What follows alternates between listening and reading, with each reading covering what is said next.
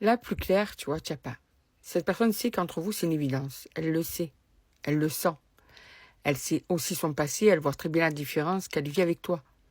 Mais, malgré tout, elle fuit lâchement. Elle a conscience que sa fuite soit vraiment un acte de lâcheté. Elle en a conscience, cette personne. Cet homme ou cette femme a peur de l'amour. J'ai l'impression qu'aujourd'hui, ça tourne vraiment autour de ça. A peur de l'amour et prend beaucoup de fuite par rapport à cet amour-là. Et pourtant, cette personne sait qu'il y a une évidence entre vous. Donc, il y a vraiment ce côté, j'abîme tout. Pourtant,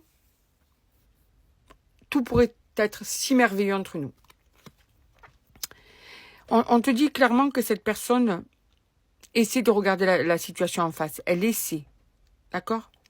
Elle essaie de comprendre. Elle est en train de comprendre, mais c'est dur de pouvoir passer le cap, de se laisser aller au bonheur.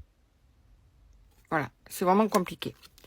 Cette personne a conscience aussi que quelquefois, elle peut être froide et distante. Elle sait très bien que ça peut te blesser, que ça peut te désarmer, que ça peut te... Comment te dire ça? Tu n'arrives plus à comprendre ses attentes. Pourquoi? Cette personne te dit que tu comptes pour lui ou elle plus que tu pourrais imaginer. En même temps, comment imaginer que tu peux être important ou importante quand tu vois que cette personne prend la fuite? Donc, c'est totalement légitime de ne pas être sûr. Mais pourtant, cette personne sait qu'elle te met le doute, mais voudrait que tu saches qu'elle compte. Elle est très attachée à toi. Tu comptes plus que ce que tu penses compter à ses yeux et dans son cœur. Pourtant, cette personne aimerait prendre soin d'elle, de toi. Est-ce qu'elle en est apte? Ça, c'est une autre question. Mais au fond d'elle, elle aimerait être auprès de toi, pouvoir te rendre heureux ou heureuse, pouvoir se laisser aller à l'amour sans avoir peur, sans fuir, essayer de gérer tous ses doutes, toutes ses craintes.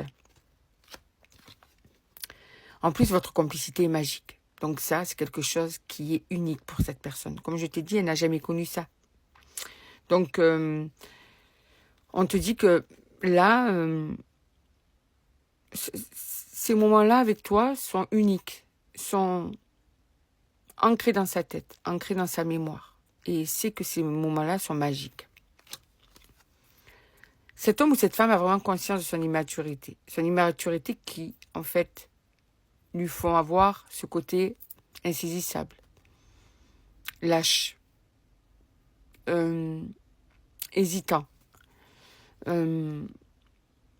qui aussi va lui faire avoir un comportement du mutisme. Cette personne peut se fermer dans le silence. En fait, cette personne a besoin que... Quoi? C'est que tu lis en elle. C'est comme si vous étiez connectés l'un à l'autre, comme s'il y avait un fil transparent qui vous connectait l'un à l'autre, que ce soit par le cœur, que ce soit par l'esprit, que ce soit par l'âme. Et cette personne a conscience que ça aussi, c'est unique. Tu es une personne qui la comprend sans parler. Sache qu'en ce moment, cette personne est triste sans toi. Elle n'est pas bien. Elle ne se sent pas bien. Elle se sent vide. Elle se sent mal. Et elle va être de plus en plus mal.